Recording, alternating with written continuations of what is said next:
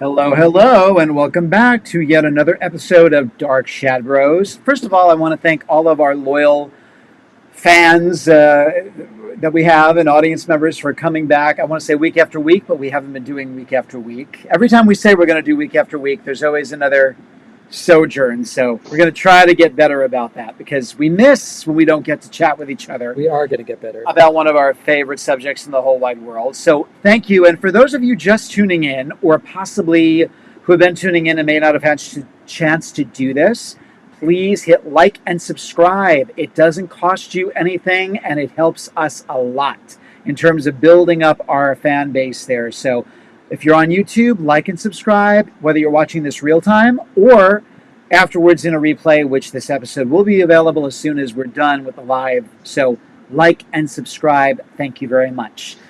For those of you who don't know me, and there's no reason in the whole wide world why you should, my name is Peter Mack. I work primarily in the entertainment field of cabaret and musical theater. I've done several off-Broadway shows, tours. Now I work as a tribute artist.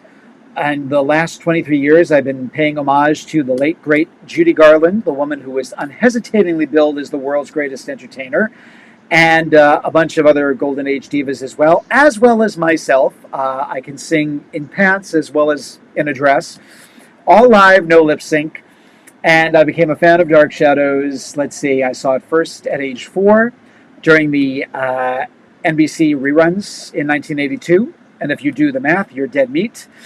And then New Jersey Network in the mid-'80s, and finally on MPI Home Video, 1989, 1990. Started going to the festivals, got to know some of the actors, was blessed and lucky enough to work with them and become friendly with several of them, including the late, great Laura Parker, who was our West Coast mom. And that's my story. Now I'm going to bring you over to the lovely and talented Michael Panzerato. Thank you, thank you. I am Michael Panzerato. I have also been a Star Trek. Dark That too. Shadows. That too. That's it. Since I was oh god 8 years old. It started with my grandmother, then went down to my father, and then to me. I am also an actor. You will hopefully again my latest piece, Lost in Space, Escape from Earth, where I voiced Dr. Zachary Smith. I have my own indie film called The Dabbler that I made with a very talented filmographer. You can look that up on YouTube Studio Synonym. It's a little first part of a three-parter, so look that up. My friend here has just done something major that I'm not going to say because it's not my place. Perhaps his husband, DJ, the next fellow up, would like to say something about this. A major kudo for a career that he's being far too modest about. And with that, I'll leave you to DJ. Hey, I'm Dr. John Mack, DJ. I'm Peter's husband. And I've been a fan of Dark Shadows for the 22 years that Peter and I have been together. I've performed at Dark Shadows festivals. I've performed on stage with several of the Dark Shadows actresses, including Laura Parker, and did a cabaret run with my husband with Nancy Barrett. But I am going to show you guys something because I can. And my husband doesn't know I'm going to do this, but who out there knows who Orville Peck is? Well, Orville Peck is currently starring on Broadway as the MC in Cabaret. That's him on the right. He's an award-winning country western singer. Let's throw that in there. He is. And on the left is Keith Lockhart, who is the maestro of the Boston Pops. Now, why would I be putting up something with the maestro of the Boston Pops? Because that's my husband as Judy Garland right there in the center. He speaks and sings live as Judy Garland. But here he is. Actually, please hold. Here's Peter in front of the Boston Pops, actually singing on stage. He did 2 solos for Gay Pride, the Trolley Song and Over the Rainbow, and then his patter in between was just completely brilliant. I can't say enough about how much Peter killed that evening. And there's Peter again. But I can go on and on and on. But Peter just performed with the Boston Pops, and we are so proud as a family that I can't even begin to tell you. In the top 5 most important events that have happened in our lives, this is in the top 5. So, anyway, that's it. I'm done bragging. Well, thank you. That's, and Michael, you reminded me of my mom there for a minute, because that's, that would have been her. That would totally have been my mom. God rest her. She would have done that. It was amazing and surreal. They contacted me back over the winter time and said, we'd like you to be part of our Pride nights. And I didn't think it was going to happen. And I said, I don't have orchestrations. And they said, oh, we'll make them for you. Now, I sang with a 75-piece orchestra. To 2,400 people. 2,455 people. Orville was the main attraction. He was the second act. I was part of the first. And to sing with Maestro Keith, who was just so sweet. And they all were. Everybody was really nice. But to go into Boston Symphony Hall, which is historic, and sit there, and I usually sing with a piano player or to orchestrated tracks. And when I sat down on the edge of the stage for the rehearsal, and they lapsed into Over the Rainbow, and I heard these real violins behind me, I couldn't help. I lost it. Tears streaming down my face. But it was so much fun, and it was so well received, and they put their trust in me. I passed the background check. I must be a pretty good guy. And this is my grandmother coming through saying, get him by the goyons, That was a major step up from schlepping around a restoration mansion in the Hudson Valley in July. The fact that these people put their trust in me and hired me for this. And we were going to get that. We're going to get that zhuzh in. Suffice it to say, I think I'm entitled. You are more than entitled. Really, before we go any further, by the way, from time to time, I will look away from the camera, and I will be looking down. I'll be looking at my phone. I may be typing. That's because I'm actually interacting with you, and I want to put your comments into our show. And the way you can do that is to comment either on YouTube or Facebook, and they will appear here. So speaking of, we have quite a few people. I noticed that we have a new subscriber. New people.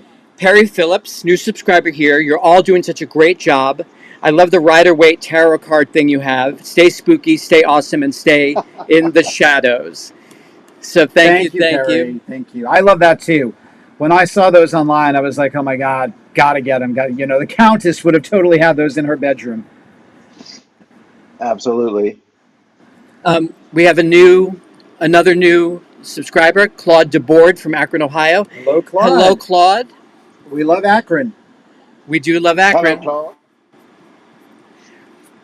Who else? Hey, Mark. Mark Smith from Los Angeles. That's where our hearts are, Mark. We lived in West Hollywood for many, many years. Boy, do we miss it. Especially now with all this humidity on the East Coast. Three of us were just talking about that.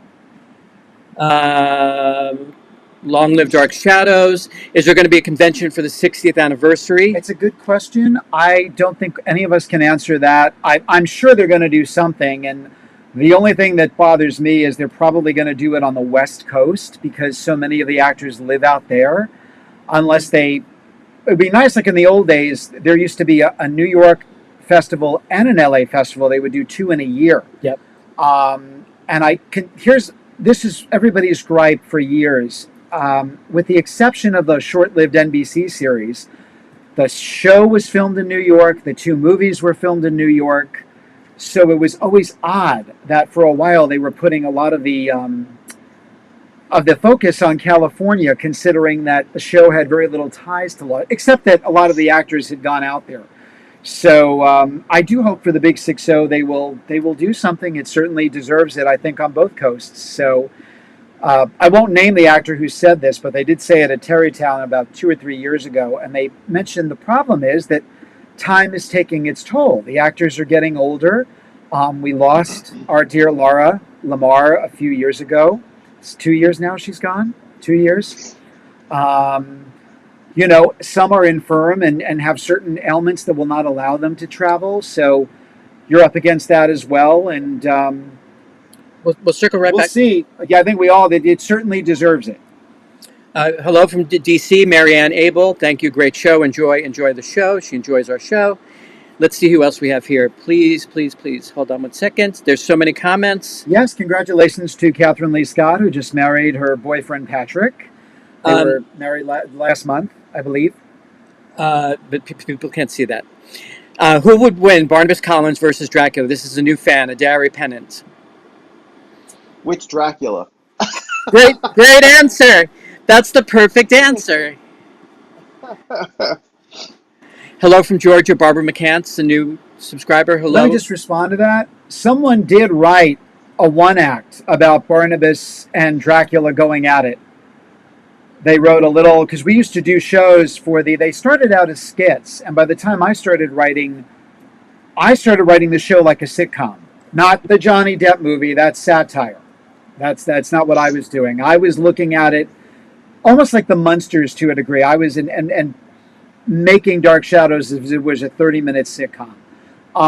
But this was a dramatic piece, and it had Barnabas. The only thing that was a little odd was we find out that Count Dracula is Victoria Winter's father. That was the only odd thing about that particular show. That was odd, but it was. And Barnabas won. Obviously, Barnabas won. He did a Peter Cushing. He rushes over, tears down the curtains, and Count Dracula, disintegrates. I was going to say, the bigger question would be who would win, Barnabas or Peter Cushing's Van Helsing?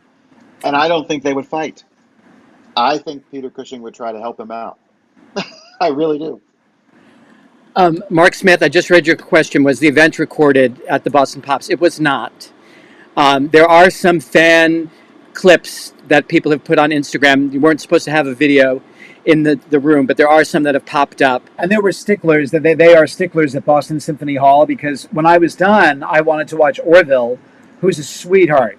That was my Facebook post the night Orville Peck hugged me. He's such a sweet, nice guy, no pretense. I went out to watch him, and people started to try to film him, and the ushers quickly came around and reprimanded people. So I'm supposed to be getting some more photos, because they did have a professional photographer there. So if you go onto my work page, guys, which is Peter Mac, MAC, as the Judy Garland, like and subscribe there, and follow me on Peter Mac as the Judy Garland, because we always put stuff up there.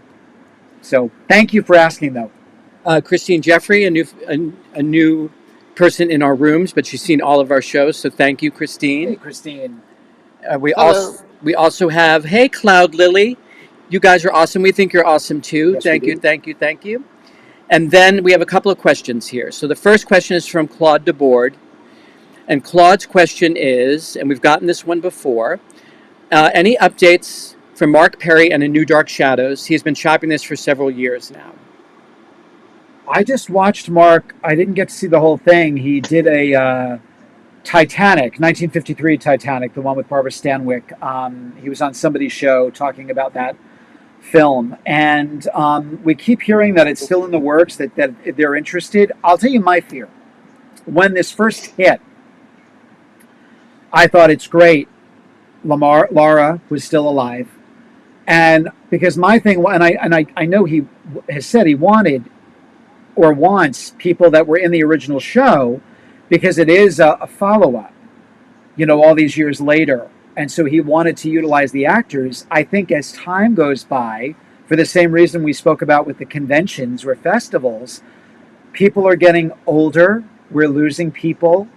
And I thought out the gate, you got to have David Selby, Laura Parker, Catherine Lee Scott, Jerry Lacey, Jim Storm, Marie. When I asked Marie the question, she said, I never say anything until the agent puts the contract in front of me. So that was Marie's answer about appearing in this sequel series.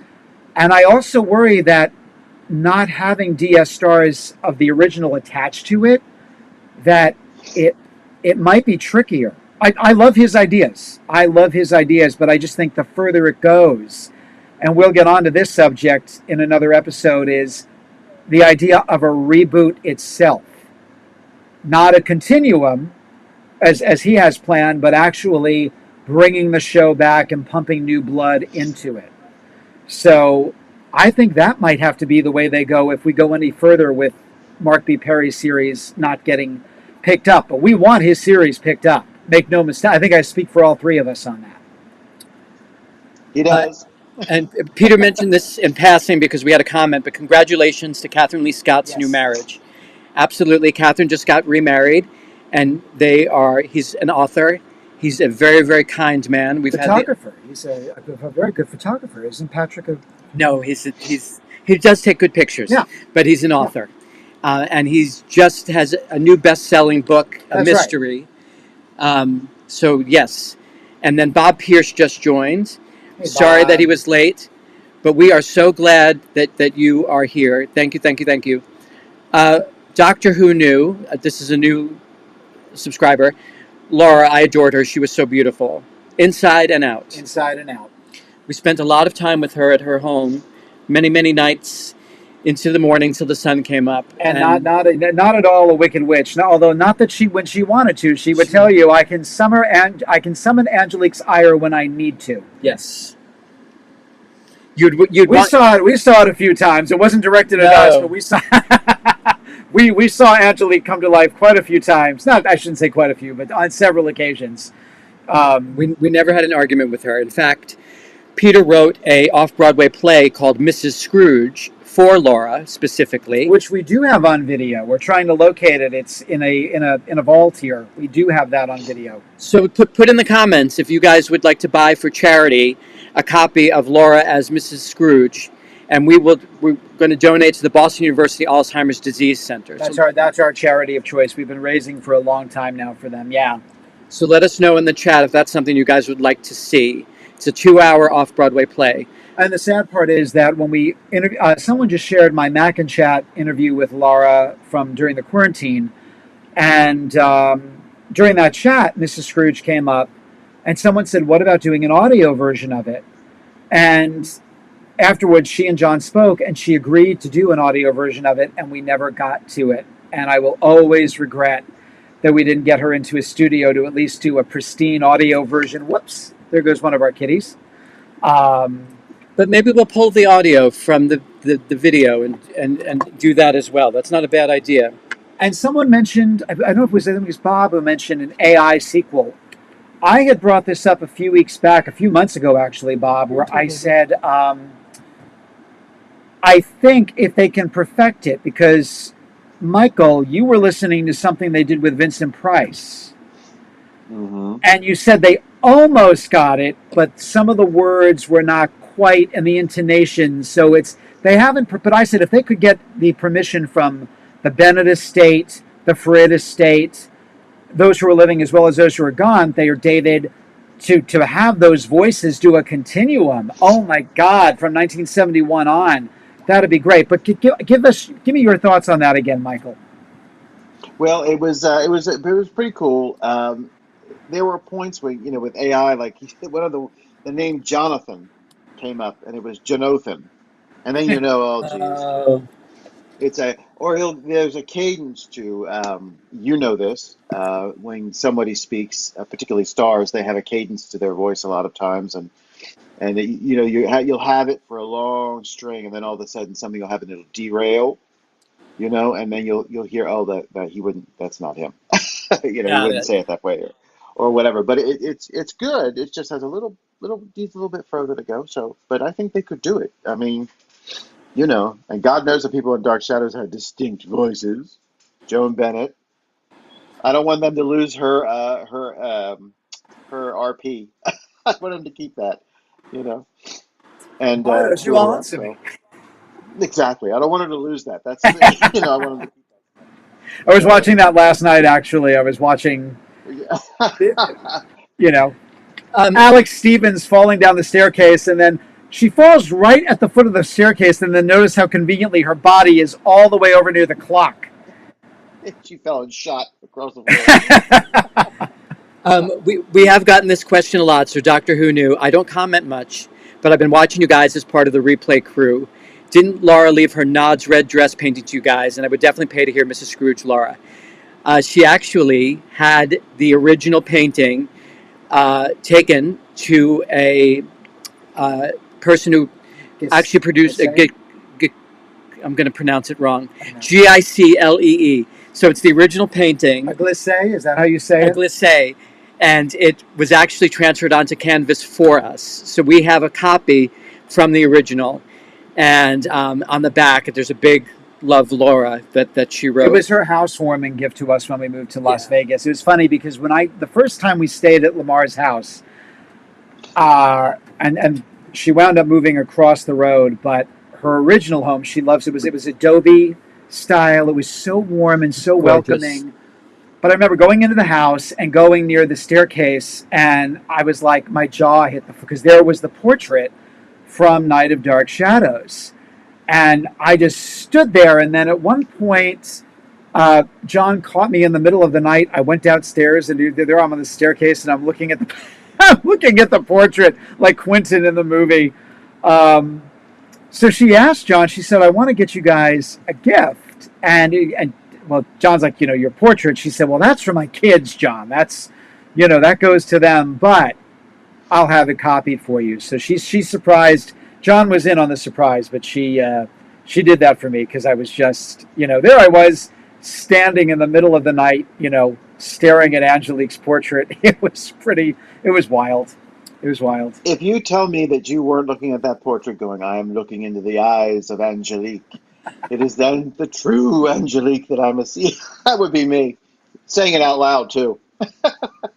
You and I are rare people, Mr. Collins.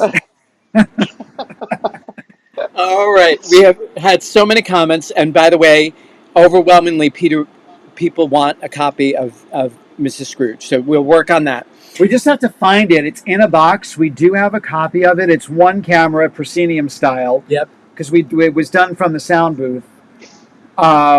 So once we locate it, we would love to make it available and get the money to the Alzheimer's Association. It would be really cool to do that. Now, that being said,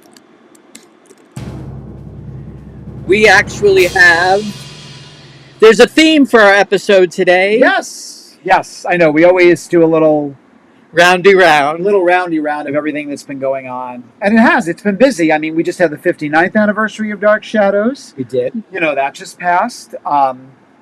Pride, I want to give a shout out to Edie Lewis, who tunes in, if not live, after. Yeah, thank you, ED, for your comments. Because he did a Pride thing, and he mentioned us. And he did. He talked about the Dark ShadBros in his Pride podcast. Thank you for including us. We actually put some comments on your video, ED, if you want to go take a look at those. And maybe one day ED will join us as a Dark ShadBro for an episode. I'd love that. Yeah. I would love that. Consider that an invite, ED.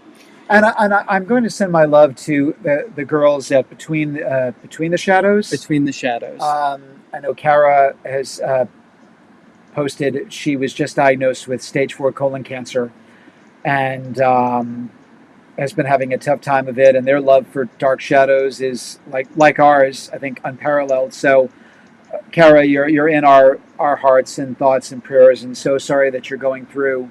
But my mom would say, you got to fight.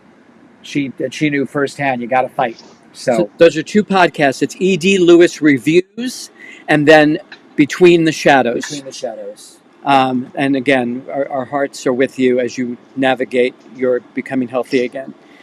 Okay, so what's the theme of our episode? Well, we're always going down because there's so much to talk about with DS. I mean, this is how this started, because Michael and I would go back and forth doing audio messages on Facebook. And I was like, well, let's just turn this into a podcast. We've got, Lord knows we have a lot to say on this subject. So I thought it might be fun to kind of hone in on a couple of what I call landmark episodes. And I remember distinctly, and there's some of my favorites, when I was getting my MPI home videotapes, Barnabas's costume party at the old house. Hence our title this week, Barnabas Collins, Party Animal. So we're going to be focusing on that. And lest we forget that the party was shown in House of Dark Shadows with a different spin, and it was shown in the revival with what they did here, but again, writers putting a new spin on it. They gave the costume party, and there were some homages to what we see in 1967 DS. And then, of course, there was the party in the Johnny Depp movie, which was kind of sort of a costume party, but, Alice Cooper is the ugliest woman I've ever seen. So it's kind of transcended each version of DS. So I thought we would talk about, we've been looking at the episodes leading up to the party, at the party, and after the party, and throw in your comments. Michael, get us rolling here. And I started watching from this kind of, just as Jason McGuire has been offed, and Barnabas is reintroduced. He had a little break there while Liz was telling the truth, and Maggie has escaped. Now it's coming back to Barnabas again, and here we are. Barnabas has to come up with something to delineate the disappearance of Jason McGuire and Elizabeth's depression, and how is he going to lure his new Josette into the web? What I found extraordinary about this episode, first of all, I picked up where he was looking. I think he was looking at the dress. He and Willie were in the room, and he was thinking of two. He was going to use this party as a device to lift all the dark cloud that had descended over the family, aka mostly him. But anyway, he also wanted to start this as a catalyst to start moving away from Maggie and into Victoria. So we're moving off of the failed attempt with Maggie, who was unwilling. She must come to me willingly, and I don't want her that way. And now I'm going to do this, and this time we're going to prepare her so that when she comes, she is willing and all that. And Willie's telling him she's crazy. But also, this episode is such a we're leaving behind all of this stuff, and we're going into something new now. So you have the Buzz Carolyn thing having been killed off. She actually talks about it with Roger or Burke in one of an episode. The family's feelings toward Burke have totally changed, except for Roger a little bit. Now Burke is coming in as part of the fold. Maggie's death, rabbit ears, Maggie's death. We're moving away from Barnabas having kidnapped Maggie, and even Barnabas, I think now, is starting to transcend that villain thing, and he's starting to get more vulnerable at this point. Like you see him with Sarah, and you see, kind of wondering what is that, or sensing, oh, there's something here. What could it be? And he's lonely. At one point, when he tells Liz, she declines the invite. So we're also leaving behind the recluse thing for Liz, and all of that Jason McGuire caca that Roger says, I've never seen anybody look so sad as the way you disappointed Barnabas or whatever. And then somebody comments on how lonely and depressed he looked when they left the party. So Barnabas is starting to. This episode is really packed with meaning. Pardon me, I'm recovering from a sinus infection, so I'm making a lot of noise. Going around. I was intrigued by the. I try to pull myself. I was telling the boys, I try to pull myself out of these early episodes as though I've never seen the show, to try to make sure, because I sentimentalized Barnabas. Oh, he's going to be a good guy, and all of this. The reason he did that is this and this. And I'm just trying to look at these with new eyes. These episodes are freaking creepy, and Barnabas was really this thing with Maggie was really crazy, and then he's going to do it again with Victoria. I was thinking to myself, like, if I had one of my nieces watch this show right now, or even my oldest son, there would be so much he would have to say about this, in this new culture. And so all of that, comes into my mind with this episode, is how creepy he can be. And but it was great. I have so many notes. It's a great tee up, because again, all right, because there's already been, as Maggie is pulling away and has come to, and she's not in his thrall anymore. Vicky stops by. She sees the music box. She's entranced by that. So there is and then he visits the house, and she talks about not having a history, and how she's, and that's, well, you must come by my house sometime. I have lots of books and things, and there's the tee up, for Vicky now she's going to be the new one, which they had kind of hinted at in 1966-67 when she's rescued by Josette.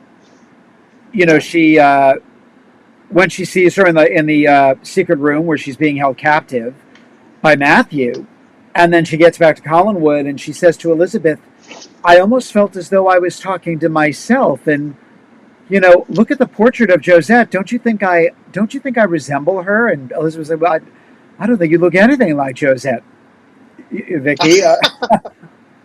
Way to pop my bubble. But they seem to be doing a little tee up there. But you do look like me. Wait, what? Yeah, but you do look like me. Yes. Who said that? So you're absolutely right. And kudos to the writers, and this was the head writing team at the time: Malcolm Wormelstein, Ron Sproat, and Joe Caldwell. They wrote they did most of these episodes. But it's interesting, though, you pointed out that the core party episodes were written by one writer, but the ins and the outs of the episodes were written by another writer. Yeah. So I've got here, when we start with the initial invitation in the notes here, it's Malcolm Ormelstein who writes that initial episode with "We Must Have a Party," and going and seeing all of them and pitching the idea. So that was Malcolm. And then I believe the two costume party episodes are an amalgam of Malcolm and Joe Caldwell, particularly when they get into the seance and the possession of Vicky by Josette. That's Joe Caldwell, and he had to relate to Malcolm Ormelstein's story of how Josette died. And I loved that because we love hearing Jonathan tell them the story of how she fell from Widow's Hill.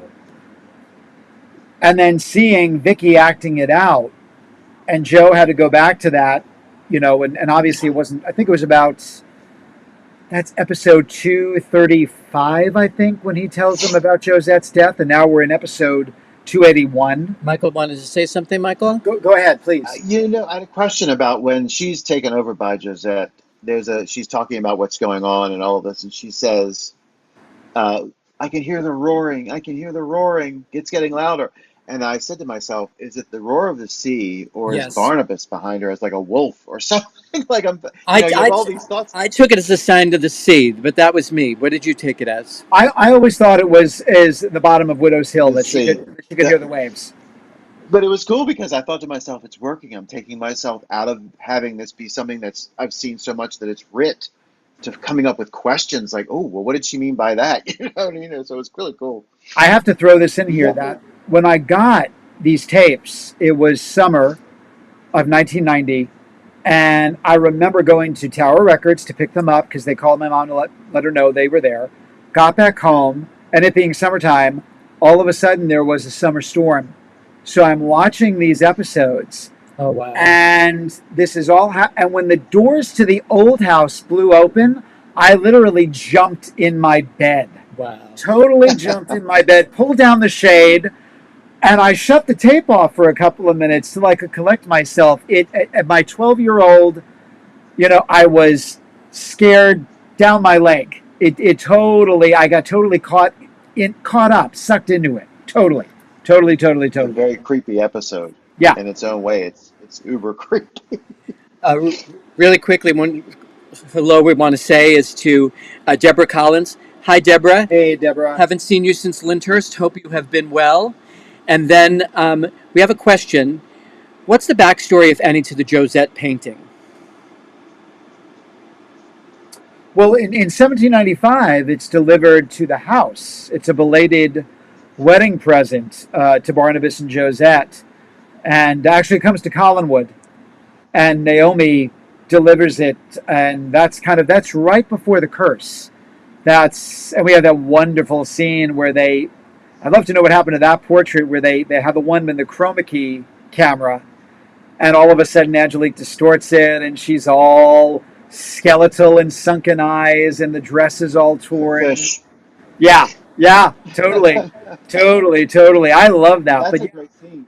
Yeah. Angelique tells him, "I'll have Ben or somebody put it in the barn or some horrible out of the way place." And he says, "No, I want it hung up or whatever." It was such a great little scene. Great scene. So it was a wedding present, I think, from Andre to the two of them, and that was the origins of the portrait. Yep. Coming back to the party, and there's so much wonderful preamble because Elizabeth is excited, and then all of a sudden she's really unnerved when she finds out they're going to be dressing up in the clothes that her ancestors wore. She is not happy about this at all. And you know that great scene. Louis has a lot of great one-liners, by the way, in these episodes. They were writing wonderful stuff for Louis, like, I never saw anyone as sad as Barnabas, when you dejected him, and I don't think it's fair to blame me for the consolation of a party. You're robbing me of my ancestral heritage. Their suffering belongs to me, Liz. I don't think you should try to take that from me. You know what's really funny to me is you mentioned Elizabeth being freaked out. One of the things that I think makes this so creepy is that there's like a heightened sense of the supernatural and of ghosts epping up. And DJ and I were talking earlier, and there's a scene where Barnabas goes out of the room, goes into the room, and then he goes out of the room, and Sarah sees her dress and says, "Oh, we were talking about this. I found my dress." Okay, then if and Barnabas didn't know where the hell how it came out to be. Who the hell put the dress out? Now, talking about that, I say this because at one point Carolyn was also extremely creeped out about wearing the clothing too, because they said it felt like it brought their ancestors too close. So you wonder, are all of them kind of wisping in and out, all of these ghosts warning, like somebody put their hand on Elizabeth's shoulder at one point. We Right. assume that it's Sarah, or we assume that it's Josette. Should we assume that did the writers mean Naomi as well? That Naomi is there trying to maybe warn you about things going on? Or is Angelique? We even talked about that, the possibility of Angelique pulling the dress out to freak Barnabas out. There's all this heightened sense of creepy ghost action going on in this thing. And Roger is totally embracing all of it. He was so skeptical about Dr. Guthrie, but now at this time he is so gung ho. The minute the candles flicker and Liz gets the chill, and then she feels the hand. He's like, "Come on, let's have a séance." We did it once before, and it was actually very effective. So they have very Barnabas, your selective hands aren't memories, touching. Your hands aren't touching, Barnabas. You're right. which he does in the séance that leads into 1795. Julia reprimands him. He's not either his hands aren't on the table, or he's not touching fingers with whomever. With Carolyn and all that. Yeah. Yeah. So it's interesting. But I love that these guys, that Joe and Malcolm and Ron, were all on the same page. They're all behind the same pair of eyeballs, and they're writing the same stuff, which is not easy. Mm, That mm-mm. collaborative effort, that's not easy. And they were all on the same wavelength. And it's a very different style than Sam Hall and Gordon Russell. And I'm not denigrating them in any way, shape, or form. Oh But no. the show did change, particularly after 1795, when you didn't have Ron and Malcolm and Joe writing. It wasn't bad. It was just different. It's interesting that you say that, because it's not just about them being on the same page. It's having a unique ability to write in the voice of the characters and have those voices sound the same. That's what really, to me, is the exceptional piece of the writing here. There's a moment that I love, though, when she goes to try on her Josette dress, which, if you notice, she needs help buttoning it up and quickly turns around so that Nancy can mime buttoning her up, because clearly she's already been zipped into the into the dress. Got it. Right. But she's talking about the past, and so you're like, it's silly of me. And Carolyn says, no, if anyone deserves to be a Collins, Vicky, it's you. It's a really sweet sisterly moment between the two of them. And even Barnabas, when he says, it really bothers you not knowing anything about your past. And she Yeah. says, I want to know who I am and where I come from and everything about them, and then I'll love them or hate them or be indifferent to them regardless, but just to know who I am and where I come from. And they do that in the 1991 series. I love the way the 1991 series takes a lot of this stuff, but again, they put their own spin on it, because what would be the point in just rehashing it the way they did it in 1967? They made some interesting choices. Rather than a I'm so seance, grateful we get the for Ouija the board instead changes. of the seance. Right. And I'm grateful for the change between Barnabas and Jeremiah. I'm really the 91 series hit that on the mark. I like that good. I don't like it as this he's my enemy, because you find out that Angelique is really the villain in this situation, and you kind of like, okay, well, he didn't really do anything, so you shouldn't really be so pissed at him. But I like that change, that they were brothers and not, and they had a close relationship. It makes it more interesting to me. So I'm grateful for all of those changes they made. And once we get to 1795, he does love Jeremiah. I mean, Jeremiah says it, even though, I'm his uncle, we're the same age. We were raised as So sad. brothers. We were raised as brothers. And so, again, there's this alternate time band where, this is why I feel so bad for Josette when we finally meet her. The Josette that the writers had created, and she's saving everybody. She saves Vicky from Matthew Morgan. She saves David from Laura. She is this beautiful spirit. And again, I always go back to, well, Vicky, careful what you wish for, and you don't always want to meet your heroes. But I think just Vicky's being in 1795 and disturbing that time band is why we don't quite get the Josette that we know about. But in 1991, they restore all of that because Josette is this beautiful, loving person who is even Right. kind to Angelique. She's like, don't talk to her that way. There's no Right. need for you to yell at her, and I can carry my own bags. Thank you very much. She loves Angelique in the new series. That's what makes it even more heartbreaking. And Angelique is the dead heavy. Yeah. And there's no sense of that vulnerability that Miss Parker put in her. She's the dead villain, the dead heavy in the 91 series. Yeah. So it makes it more tragic for Josette, who is such a sweetheart to get. Yeah. Yeah. And the Now, writers, you go first. Do you we're talking about continuity and things like this. Do you remember when, like Barnabas seems to have some kind of a spirit radar, and I'm sure it's because he's a creature of the supernatural, but when they go in to the bedroom pre the party, and Josette, good Lord, Victoria's doing something, and he starts to sense that Sarah was there. Yeah. Like you see him like kind of looking around, and he's not going to articulate who it is, but something has been.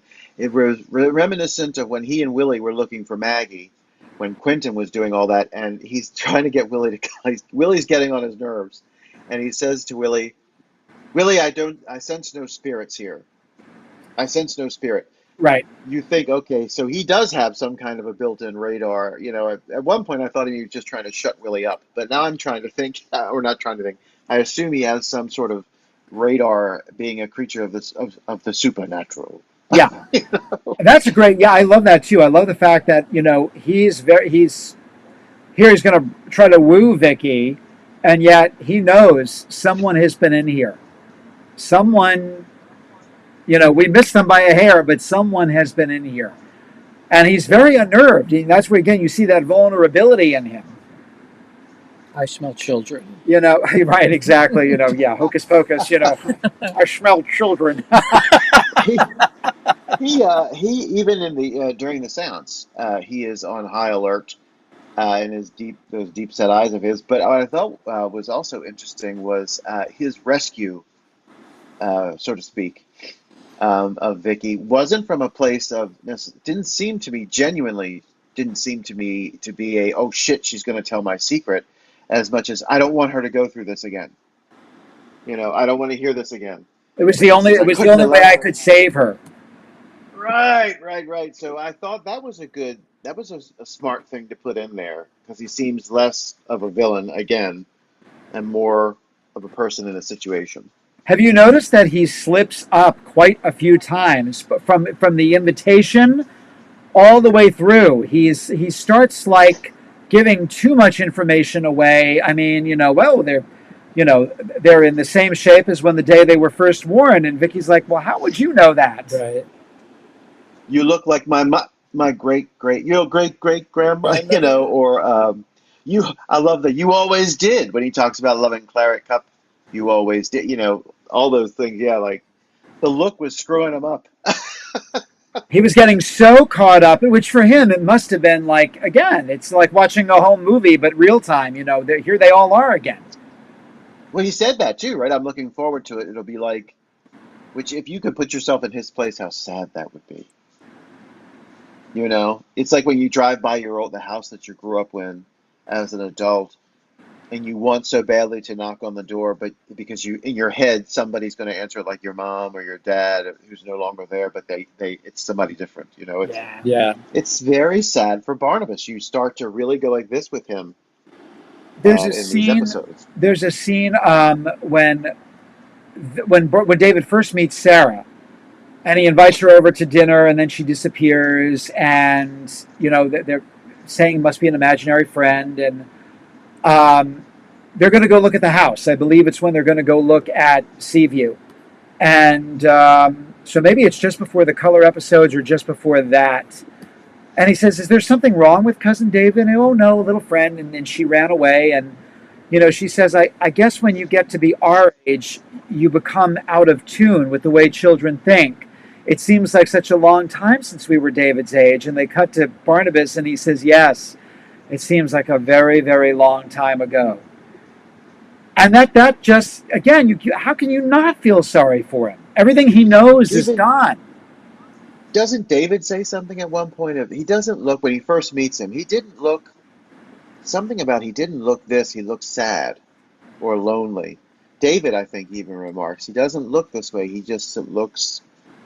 And again, when they get home from the park, I love Roger in these because Roger's okay. I don't think of one scene, I don't think, where he didn't have a drink in his hand. He goes, he's like, everybody was talking about it poor at the party, how it ended, and Barnabas this, and Barnabas was so sad. He just glossed right over all of that. I think it was a good time, you know? We talked about this earlier before the broadcast, Michael and I. Isn't it interesting that Roger is the one who is open to the occult, and that he is so dead set on contacting and knows that they can contact an ancestor? I just find it fascinating that Roger, who is so obviously he's taken care of, but he's pragmatic. Um, Right. the fact that he would be open to the occult to me is just, I find that very Well, again, interesting. it comes back to what I said, and we haven't covered the Phoenix storyline, which we will, because it's one of the most underrated. The original, not 1897, because I don't think it's as effective in 1897 as it was the first time around. Sure. But Right. then he is anti Dr. Guthrie. He wants this guy out of the house. Meanwhile, Carolyn's in charge. And once he starts to, that's great. There's some great stuff with, Carolyn being the mistress of Collinwood. Um, but once he sees that there is something to, and Josette opens the book, which is DS at its best when the book opens. You don't even see the wire. You can't even see the piano wire doing it. And he starts like, okay. And he even mentions to Elizabeth at one point, in that storyline, you and I both know we grew up in this house seeing and hearing things that we could not explain and that were swept under the carpet. So, yeah. Roger is the most interesting, underdeveloped character in the series. We talked about this before, how I wish there's a point in the Leviathan storyline where he's on board and it's so exciting and then it ends so quickly and it's disappointing. Roger, if they do a reboot, I think there's so much material there for Roger. Perhaps Nymphomania, I don't know. so he's such a like. There's a party boy behind there, Yeah. who is kind of like, at least in the way Louis Edmonds played him. I think as cold as Roger could be, he's like Barnabas. There's a side of him that's very sad and very vulnerable and all of that, and underappreciated and all of this. And I think they could really run with that if they were to do a reboot. It's I would funny you love to see it. say that because when we had the Bible out and I was reading through, Roger in the original Bible was actually very close with Paul Stoddard. They actually were thick as thieves. And then when we get to that storyline, they throw it out, and he says to Carolyn, he's like, I wish I could help you, but I was away at school when Paul Stoddard was living here. Uh, And I think of him as the playboy, probably just got by in school. They probably bought his passing grades. And there's also there's a wonderful TV movie called The Little Match Girl with Keisha Knight Pulliam and Rue McClanahan. oh yeah, my mother-in-law Yes. loves that movie. Oh, Mom. So we watch every Christmas. We still do. There's a wonderful actor, William Humans. His grandfather was a great composer, Vincent Humans. And actually, William Humans is Dr. Dillamond in the original Broadway cast of Wicked, the goat. Um, he would make a great Roger Collins. And when I see him in Little Match Girl, of the three siblings, he's the Roger. He goes out, he ties one on, he brings the little match girl into the house. He has the, William Daniels is the, the real stern stuffed shirt father. And he has a great scene with him. He says, it's God's. I'm digressing here, folks. So I apologize. He says, it's God's greatest joke, isn't it, Father? Fathers and sons. They're either so different that they never get along, or they're so much alike that they can't stand each other. And you got two of the same kind. And he starts laughing in his face, and he gives him a whack across the face. And I thought he would make a great Roger Collins. And he's If they probably, do a reboot, yeah, they he'd would make be a great Roger. wise Yeah, to do that, and then later on, perhaps develop the fact that there's a little Quentin, great great uncle Quentin in Roger. I think they would be wise to develop that. Not Edward, who would have been their father or their grandfather, right? But rather, Roger has a suppressed Quentin side of womanizing and running the world and a little bit too much of the drink and all that. I would love to see all that. I love to sure. see that in a series when they think that ahead. But it There's was, all the, but I I'm sorry. There's digress. all the great tee up. There's all the great tee up too. I love when he's looking through the family album, as again the reunion, the whole like reunion thing, and we're looking at Joshua and we see Naomi, and you see his face changing expressions till we get to Jeremiah, which I thought, geez, couldn't they at least have taken a picture of of of Anthony George, because he Right. looks nothing like the portrait. Samuel Adams. He looks like Right. Samuel Adams or one of those guys. And the way Yep. I Jonathan thought the just same thing. rips the page out of that, very expensive leather bound book, and he just tears it out. You hear the paper too. It's a nice paper. You know what I was thinking about that scene is that it was reminiscent of one of my favorite scenes in the revival. I think just prior to the costume party was when um, Victoria gives Barnabas Sarah's journal, and he's reading it to Willie. And Willie's there on the ground, and he's reading it to him, and he gets very teary, talking about his little sister. But this scene is very similar to that, although it's not just about Sarah. It's he starts to lighten up a little bit and lets Willie in, a little bit there, like my mother, this is my father. He starts to, it'll be like looking into the past. I like that when he starts to allow Willie in as less of a dog, it's more of a person. You know. I don't know what the tee up was, because Ron Sprout said 1795 was not part of the trajectory. We had decided that we would learn about Barnabas's origins through books and through ghosts. So there was never any intention of going back into the past out the gate. It was all God, going to can be you imagine? right. Plus, Oh they also God, say it's 130 years, so that's the 19th century, not the 18th century. 19. Yeah. Which early on they said Josette lived there in 1820. I believe that's when she died, was 1820. So they were still kind of unsure about where they were going to put Well, Barnabas's, like you said, those costumes are really early 1800s. They're not the 1795 look. They yeah. don't have the cropped sort of legs or the long socks and stuff. They are really sort of like a Dickensian Yeah. time frame. Um, so yeah, And they had an I cannot inkling. imagine Dark Shadows without 1795. Oh my God. And Uh, NBC, they were like, well, can't you just do it in one episode? Just do a quick flashback and show him being cursed. And Dan Curtis, God love him, said, no, you cannot tell the story of Dark Shadows that way. We have to go back, and it sucks. We only got, let's see, there were 13. How many episodes? It was like 6.5, I think. Five, maybe 5.5. So we were cheated out of a lot of really good story. well, you said something about this episode that I think makes it very stand out. Also, is that this particular the party has a huge preamble, has a huge build up, and then another like a kind of at the end it's a huge like it they don't have that as much in the revival. I mean, it's just, oh, we're having the annual party Yeah. where everybody dresses up and comes and yada yada yada. You really, and I know they couldn't do it with that kind of a show, once a week show, but you really miss something really huge by doing that. I mean, this party, it was huge for the plot line to develop the ancestral ties that everybody remembers with Barnabas. He has these huge ancestral ties that he's super proud of, and all of this. You miss all of that with that. You know, you don't get that side of Barnabas, his longing for the past, and all of that that you do in this one, in the original, the OG, as my sons would say. The OG.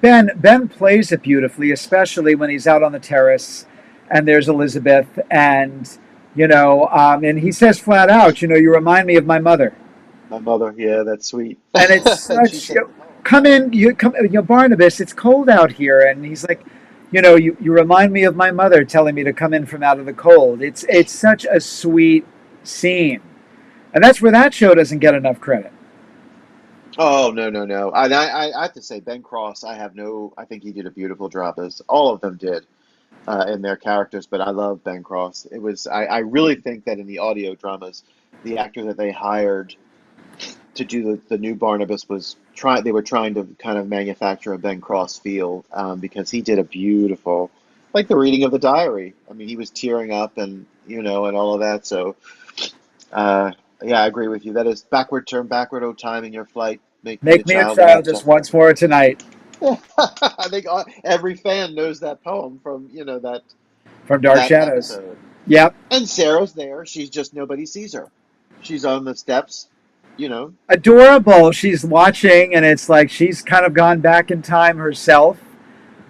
And guys, if you ever see that, for those of you who have watched, kudos to I forget the set designer, but and again we're going to digress here for a moment.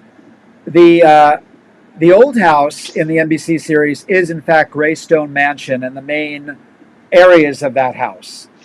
But Collinwood, the foyer, and that staircase, if you're a fan of Downton Abbey, and you've probably seen the latest trailer drop for the new movie, the final movie, um, they replicated Highclere Castle and that front hallway, the staircase, the archways, all of that. And I believe to date, it's the most expensive set made for a pilot, meaning Dark Shadows.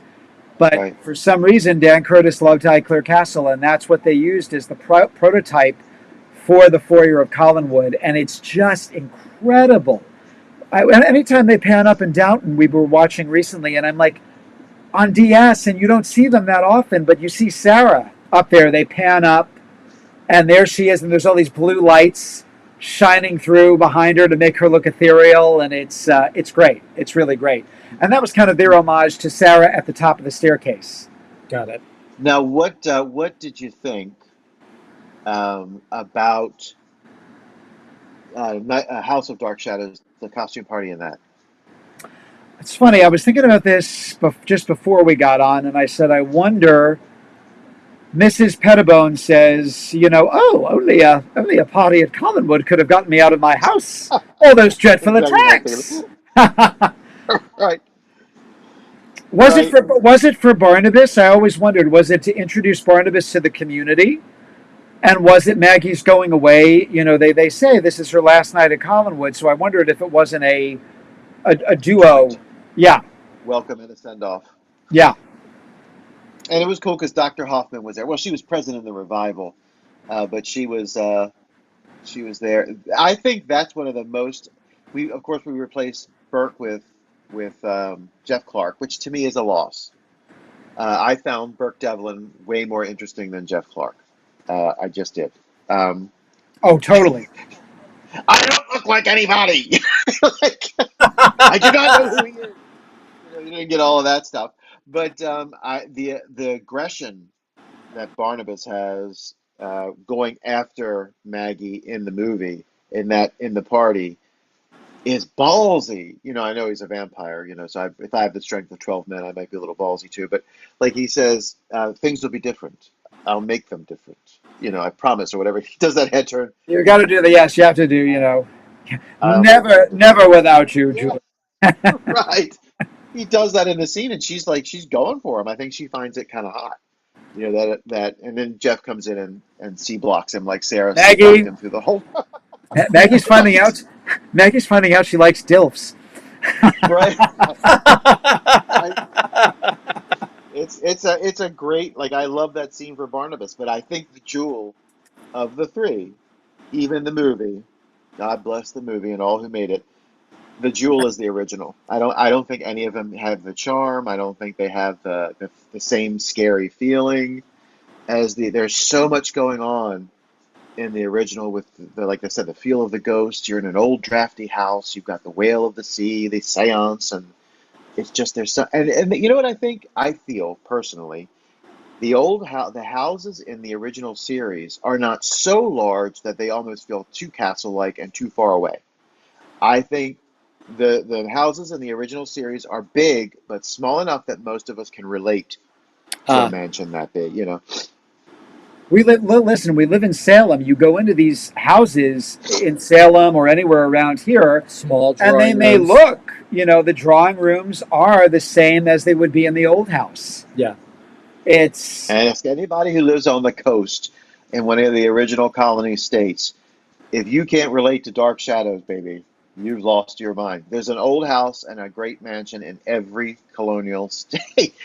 All over Annapolis, you can spot, oh, that looks like the great house. Oh, that looks like the old house. It's relatable. Whereas these monstrous mansions with, epic, I mean, they're wonderful, but like you said, you're thinking of England, you're thinking of a Hammer film. This feels more familiar to me, Tudor, that more Tudor close. style. There's that Tudor Right. style, even if it's just on the inside. You look at houses in England, and there's a house they use in Hammer movies as well as a few Disney movies where they have that staircase and the cubbyhole underneath, that, Right. that goes to the kitchen quarters or wherever. They all have that design to them. You mentioned Right. Burke, and how Vicky gets him in. He's like, I don't want to crash a party, Vicky. I don't want to, be the party crasher. And Barnabas's reaction to, well, he's not even a member of the family, and he said, but I'm not a Yeah. member, Right. Right. Whoops.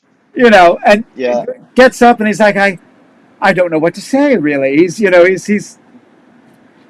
But then like that How about when devious. he arrives? How about when he Oh, gets there? That is when he makes the entrance. It's pretty thick. The hatred is pretty thick. cut it with a knife. There's like a moment of silence. Yeah. And then just before they fade out, Burke's got his hand out and he's like, uh, am I alone in here? And I love that guys, scene. notice that when Burke comes in and goes to shake his hand and they cut to a commercial when they come back, the door to the old house is mysteriously closed. Mm-mm-mm. So we It was have to. Sarah. It was Sarah. It was Sarah. That's the We'll blame logic. Sarah. We'll blame Sarah. She shut the door. Yeah. Mm-mm-mm. Someone mentioned Roger. John, who was that? They were talking about Roger in 1897. Right here. Let me pull it up. This is one of our subscribers, Kevin Watson. Kevin. But 1980, Hello. but 1897, they wrote Roger like he didn't believe in the supernatural ghost possession of the children until the ghosts actually appeared to him. Michael and I, we talk about this all the time. The Collins family has such selective memories. It's like everything that happened with Laura. Bill Malloy, I mean, after the seance, when Barnabas said, but do you believe in ghosts, Vicky? Victoria? And she's like, I don't know. Oh, really? You had Bill Malloy show up with the Jesus. seaweed. Josette telling you not to be afraid. I'm not going to let him kill you. But no, you're on the fence as to whether or not you believe in ghosts or not. The So Dark it's a Shadows and yeah. bundle of contradictions. Look at Julia when the werewolf is around. The woman, the doctor who caught and cured the vampire, who is also simultaneously in love with him, can't swallow the notion of a werewolf to the point where the vampire says, "There's precedent for this, Julia." I watched that scene. I'm like, John, what? John, John watched it the other day. We were watching that that whole Chris Jennings thing. Yeah, Yeah, yeah, there's and you precedent, Julia. laughed. Yeah, I did. Yeah, John started laughing out loud. Aaron, God. Aaron Richards just wrote, I just watched the whole series. To me, the Collinwood house is as much of a character in the series as the actors. We say this all the time. We completely agree with you. Cy Thomasoff. 2 words. Cy Thomasoff. He He continues. created an atmosphere from Collinwood to the Collinsport Inn to Eagle Hill Cemetery. The old house, and that we got to give Dan Curtis credit because, you know, it was not part of the Bible. They happened to be up in Right. Lyndhurst doing, for those of you who have never heard this story before, they were up in Lyndhurst, and because they used the Lyndhurst stables as Matthew Morgan's cottage facade and the parking garage. And it was nighttime. Dan went for a cigarette break. He walked into the woods, and the moonlight shines on this dilapidated Greek revival mansion. And he races back up and says, as soon as you're done, get your asses down here. I got something else for you to film. And everyone's like, what are you going to do with these? He said, I don't know, but it's got to be in the show. And then I think it's episode 70 when we hear about Josette and David's going to take Vicky there. And she says, he keeps talking about the old house. And that was the original Collinwood. It's still on the estate. We don't use it anymore. And that's the first time, I believe, that we even see the old house. I don't know if you guys can see my t-shirt, but I'll show it to you. This is actually my t-shirt I'm wearing. It says This Old House and has a picture of the old house, Collinsport, I Maine love it. project. Created by Cindy, Cindy. who has a jewelry store on Etsy and sells Barnabas Collins ring replicas. It's Sin Designs on Etsy. I don't think she makes these anymore, but she does make the rings. Aaron Richard continues, we only see a few rooms in the house and our imaginations do the rest. What a wonderful soap opera. Sure. Well, you know, it's like and I say this all the time. Star Trek got it. There's an Enterprise, maybe not the same exact, but there's an Enterprise, and the shadow, always keeps the same shape in every series. Lost in Space didn't do that, and that's why nobody liked it, because they want that robot. Yeah. These things become characters to the audience, and the old house and the great house. I mean, when you think of Dark Shadows, aside from the characters, those are the things that pop into your head. The intro to the show, do do do do do do, with the old house, with the great house in the background, or the old house. 1,000%, my friend. The Evans cottage has its own unique feel to it. And what's I found funny is Vicky goes to question Sam about B. Hanscom, and she goes, "You're from here, aren't you?" And he says, "Oh no, not originally. I'm from Connecticut." And the Evans cottage is in Essex, Connecticut. Right. Where the Collinsport Inn is. It's just a few blocks away. So I thought that was interesting that he says he's originally from Connecticut because the facade of the house is actually in Essex, Connecticut. And to her massive credit, Ms. Parker in her books recreates to the point where there's a scene in one of them where Quentin as a werewolf is chasing David and somebody else. You are in the woods between the old house and the great house. She does it so that you are in Collinwood. I don't know how she did it, but she did it. The pool house and all. I mean, she watched. She said I would go back and watch the episodes. So she would watch chunks of episodes. She had to for the end of Angelique's Descent, especially because she had to do a novelization of the 1795 storyline. So she really had to watch those episodes. And I felt like she caught the vibe of the series, the vibe of the MGM movies, and a little bit even of the NBC show. I thought she got a little of everything in the books. She's they're brilliant. If you haven't gotten them, get them, and you can get them with her reading them. That's all I'm saying. Even better. Even voice, better. yeah. Because I'm about to reread Angelique's Descent, and I'm going to do it with her reading it. We're still waiting for the last book. Yeah, guys, you got to make your voices heard. She recorded Heiress of Collinwood in just about 3 months before she passed away. Yeah, the It last was thing very she did. difficult. because of her, Really? yeah, because of her cancer, and her lungs. She could only do so many pages a day, but she did it and she finished it. She wanted the fans to have that, and they're dragging their feet in releasing it. So make your voices Out of heard. We respect need for that. her, yes. Yeah, Speak up out of respect for Miss Parker and what she did for you. yeah, we need it. Wow. We need it. Yes, yes. A few people, including Mark Smith and Bob Pierce, say, along with some of the other Dark Shadows fans, they were at a rally in front of NBC Studios to keep the 91 version of Dark Shadows. Sadly, it didn't work, but we tried. There are photos of those in. I think I may have. I don't know if I have that book. Do I have that book here? I don't think I do. I don't have that one. Which one? I think it's the one about the new series. Let me see. That's a shame, a damn shame about that. There's I some don't want books to have behind too. Let me check. You know, and even now, what is the problem, man? This Dark Shadows is a gold mine to these. If you're anyone out there important listening, get off your ass, baby. It's a gold mine. In all fair, and I know that some of the stars went. You were probably saw them there, Mark. Eli Puget, who played Maggie, and Lizette Anthony. Lizette became a big champion for the show. She came to several conventions. I got to meet her. She was very sweet. And people talked about petitions, and she said, it's got to be individual letters. The more letters they get. But at that point, Warren Littlefield didn't care about the show. He took over. He didn't understand it, and he wanted it gone. So I don't even think 10,000 letters would have made a difference to him. I do want to add this to the broadcast. Doctor Who News says if they were to redo the show, they should get Broadway actors. Oh, yeah. Completely agreed. Oh, Completely agreed. One of the things absolutely. if you haven't watched Gilded Age, you should. The first season, the first 5 episodes are hard to get into because it's all exposition.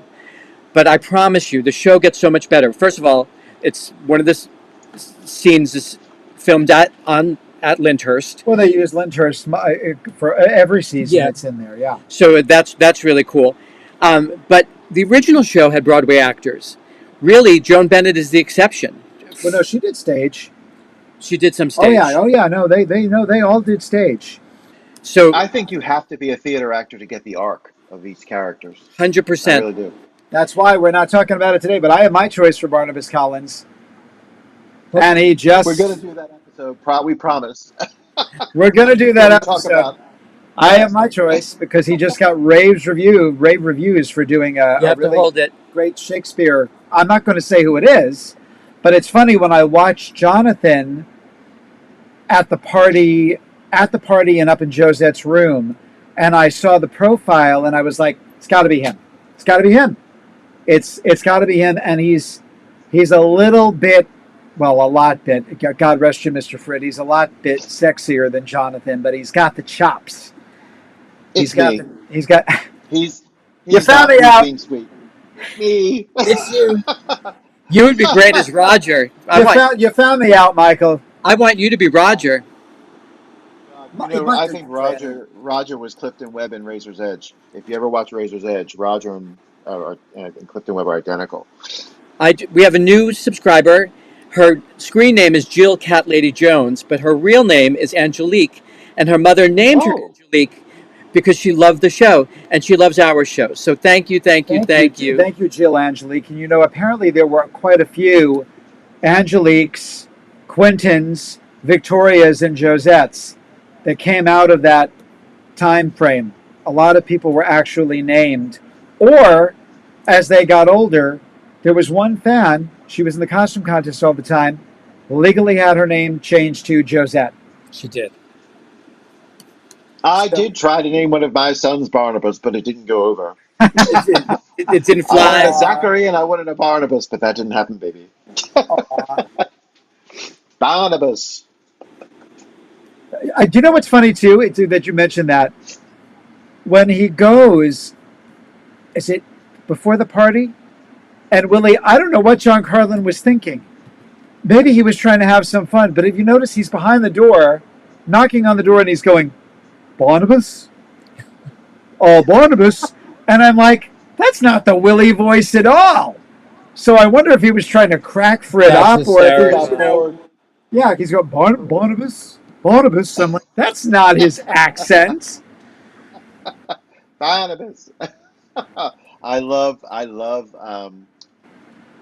when you look at these, like the party, the effort that Willie has to, like, I think I heard him say in an people in a panel thing or something. Willie was doing one thing all the time, running around trying to protect somebody, and you see him working overtime in this. Well, you're not going to give the box to Vicky, are you?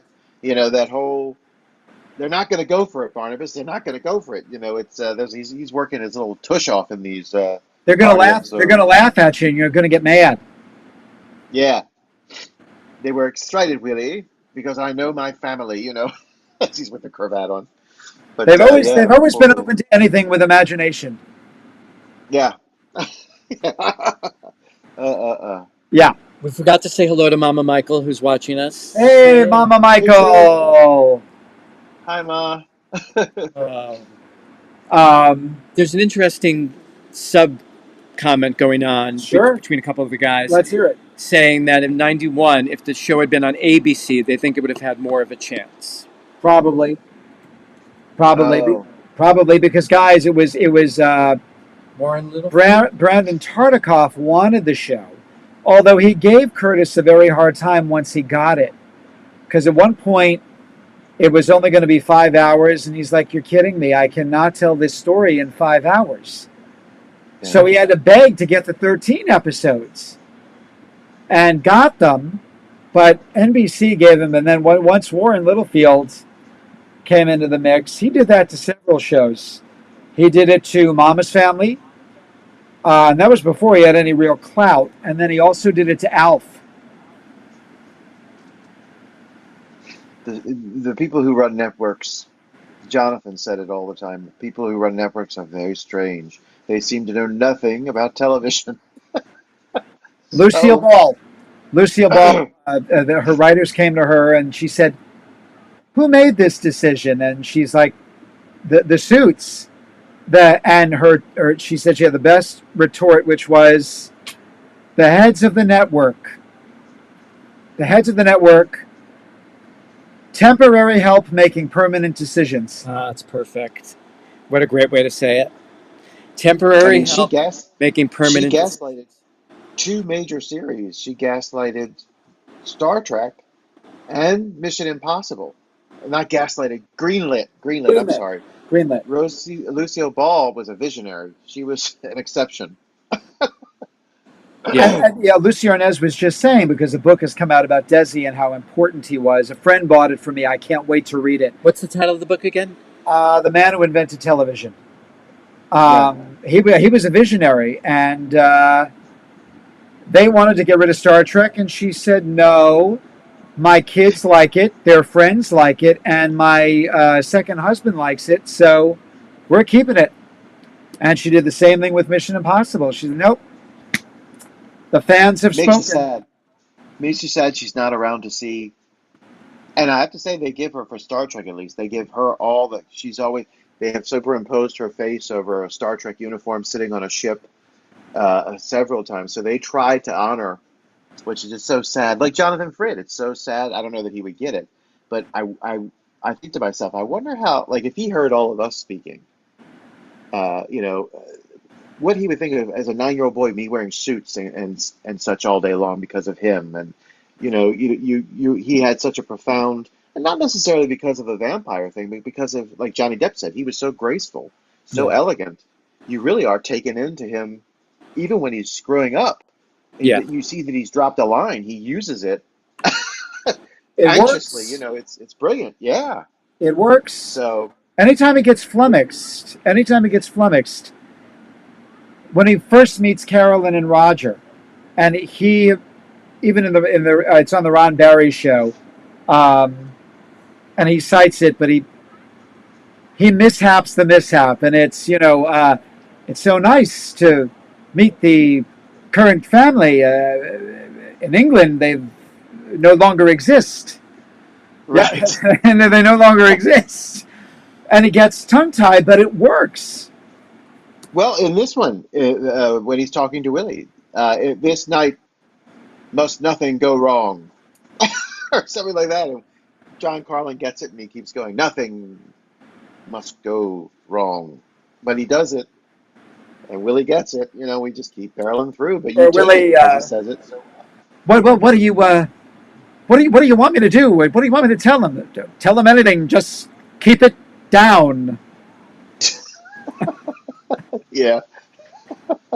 And Can I I have to say say, this? Joan Bennett and Barnabas looked the best at the party. Go ahead.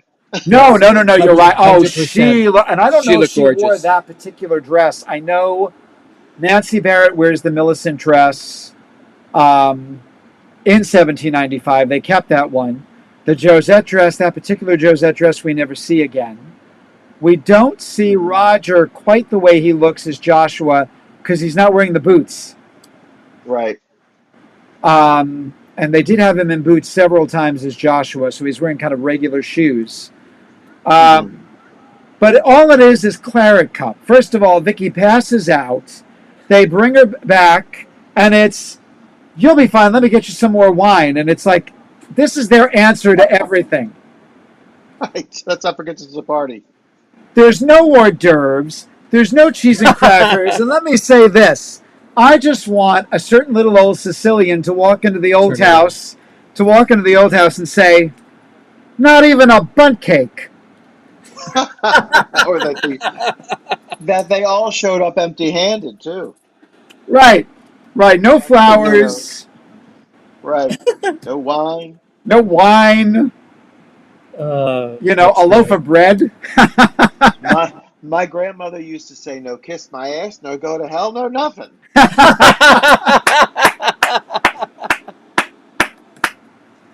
Oh my God. But it's true. It is one of the scariest, for me anyways, a 12-year-old. It's so effective.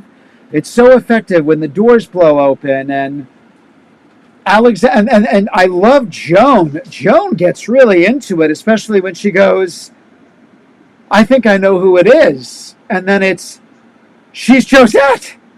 And Yeah. she's really getting into all of it. Even though, something touched me. Something, Yeah. it's I'm telling you, then it makes you wonder who is doing all of this, because Joan is the cat is through the entire thing has this terrible feeling that something is not quite right, and they feel very close. They feel even closer now, and then Carolyn's saying the same thing. Who is doing all this? Are they all really there? Have they all really shown up, or is it Naomi? That's doing it. It gets your mind going, and it feels even creepier imagining all these ghosts whirling around. And I want you to mention what you said before we went on about the time, Peter, of the party. Oh yes, John. Actually, go ahead, John, because Oh, John. It's I have crazy, the answer though. You go ahead.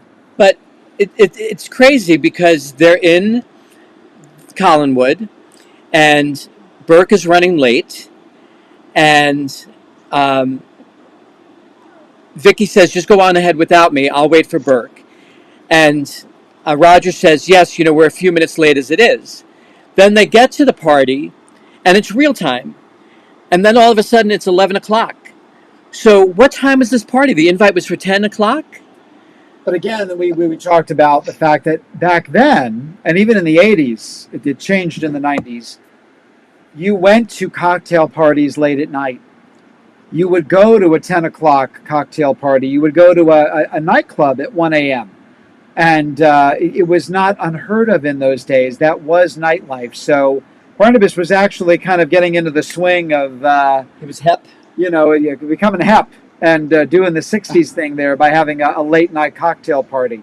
I love when the bell starts chiming. Yep. And, she says, oh, listen, it's the chapel down in the valley. Yeah. That's another really effective moment. There's so Eerie. much atmosphere. There's Yes, so that's it. much atmosphere in these episodes. And let us hand it, Absolutely. Ron, Sprout, Malcolm, and Joe, because they really are writing their asses off day after day after day, and there's no repetition. Right. Something new every day, something cool, something creepy. Yeah, yeah. I if they were to do a reboot, and they'd almost have to be careful, they could make the show very scary. And you don't want to do it too much because you don't want to pull away from adoring the characters, but it could be almost like a Salem's Lot creepy. Shouldn't be. It You should know? not too overt. Right. Exactly. Not too overt. It needs to be those kind of, again. Not, I would say, jump scare. Is that right? Not kind of a jump scare, I guess. Right. Right. But again, that thing that just makes 12 years old. Those doors blew open, and I jumped out of my bed. Jumped out of my bed. And that's Think of 19. all the things that have happened around the party. Barnabas killed Jason. They buried him someplace in some unknown marker, some unknown place. So Barnabas killed Jason. He's kidnapped Maggie. They think Maggie's dead. There's a lot of heavy, creepy, eerie garbage going on around this party that is floating in the air still. Was the ghost Jason? And I think it's funny that you mentioned that because it's when he goes into the mausoleum after they've buried him and he starts looking at the tombs. I think that's the impetus for the party. He sees them and they hear they're resting so peacefully. And I wonder, in a sense, it's now he's getting homesick. Right. Oh, wow. Oh, interesting. And that makes me think maybe it was Jason's ghost that put the Sarah's dress out just to toy with Barnabas after what he did. Anything's possible. Terry Thomas wants to know where David is. Yeah, little David did not get invited to the party. So I'm guessing Mrs. Johnson is keeping an eye on him. That's a good point. Mrs. Johnson's probably watching him. She watched him during all of the seances when they were trying to get rid of Laura. She was in charge of keeping David. But just like 1795, I mean, he's back home, but we don't see him before the seance, which is done for David's benefit. Mm-hmm. And then we don't see him again right after.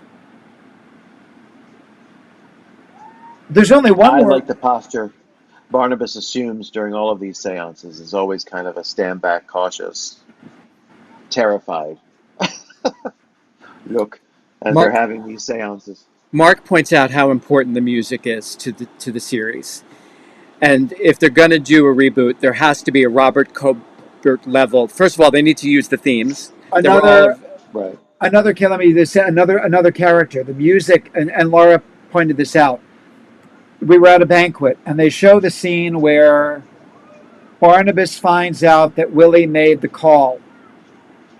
And as Vicky says, if it hadn't been for that phone call from that guy, I wouldn't have known where to look for her. And they cut to the old house, and it's still decrepit, and there's thunder and lightning, and you hear that the old house, da da da da da da da da da, and they're panning, and he comes in, and it's a Willie, and then he raises the cane, and Willie. And she got up to talk after that, and she said, did you see how everything played? The set was a character, the music was a character, and then Jonathan comes in, and you've got all of these things combined. And it's crucial, you're right. And I know Mark B. Perry said he planned on retaining the theme and as much of the Colbert music as he could, albeit probably reinvented a little bit, for his sequel series. But even with a reboot, even if they were to start from scratch and do the series over again, I would say you got to have the theme, you got to have the Colin Wood music, Josette's music box, and certain things have to be in there. The darkness at Collinwood, they played that brilliantly in the 91 series. When he got angry, it would hype up, and get more intense, like when he bit Abigail, why do you never listen? Dun, dun, dun. They need to keep that sad, and then they would make it really sad. When he saw when Sarah died. Yeah. Da, da, da, do, do, do, do, do, da. So yeah. Yeah, that's really good. Yes, Bob. Oh. Colbert's music would be perfect. His family would get royalties. Do you know, Bob, I believe they used, DJ and I were talking about Passions, which I never watched. But it was a kind of an homage to DS, even though it was really out there. Uh, and Juliette Mills' character has a scene where she comes back home and they go, "Where were you?" She says, "Oh, I was having dinner with Barnabas Collins again." And oh Oh my yeah. God, you think after 300 years he'd be over Josette already. Josette, Josette, Josette. Yeah, yeah. And they did use a couple of pieces of his music. I've never seen those clips, but they did pay to use a couple of Cobert's musical pieces in Passions. And in Gilmore Girls, you do hear the theme as well. Well, yeah. Do you hear the theme? What's her name from Mike and Molly? We love her, Melissa McCarthy. Melissa McCarthy is a huge fan of the show, so she watches it on Gilmore Girls. And then Northern Exposure. Yep. They were like, "You watch Dark Shadows?" And she's like, "Oh my God, I was homesick from school the day Barnabas kidnapped Maggie Evans." So it's been used in a lot of shows over the years. Terry Thomas says... Fright Nights. Hello. Remake of Fright Night. They actually mention it in the remake, the reboot. Looks like Dark Shadows in here. Yeah, the mother says that. That's right. In Dark Shadows Appreciation Society, there's a thread going on. Terry says, and I had to watch this twice and pause it to make sure I was right, Barnabas wears his ring on a different hand in this installment. It changes, yes. An unusual departure. What do you think that might hint at? Well, when he's in the coffin, when he gets let out, well, first of all, we go into 1795. There was no continuity because his head is at this end Right. when Willie lets him out, and then it's reversed in 1795. His head is facing where the secret door opens. So my guess is, to break the monotony, he could at least levitate himself around. No, it happened during this Parker's book when the gangsters used the mausoleum for something. Remember, and they turned it around or something. They were going to look for the booze. That's right. Mm-hmm. Oh, I love that book. And Deborah says this is one of the first episodes where we clearly see the boom mic. You see the boom mic several times, as well as a light. You see the light that's supposed to light up Jonathan's face in the window. Interesting. Yeah, it's very. Yeah, you see that, and just so somebody mentioned this on a board. I forget which one. I apologize. Burke Devlin is actually a character that Rock Hudson played in a very unknown Rock Hudson movie. Oh, that's the character name is Burke Devlin? Yeah. So Art Wallace must have been a Rock Hudson fan and decided to do that as an homage. Oh, interesting. Wow. Yeah. I forget the name of the movie, but it's not one of his more well-known movies, I think. And I think a few of the other writers were fans of Rock Hudson, if you get what I mean. Oh, well, yes. Yes. Certainly, Joe would have been and Ron would have been. That we know for sure, yes. Yes, and Gordon Russell, I believe. And Gordon, of course. Yeah. They, Gay. They were gay. There was something else about the Tarnished Angels. He played Burke Devlin. Oh, look at you're so fast. Quick on the Johnny on the spot over there. So I called my friend Rock Hudson, who knew everything. I was thinking about that when you said that. Oh, were they friends?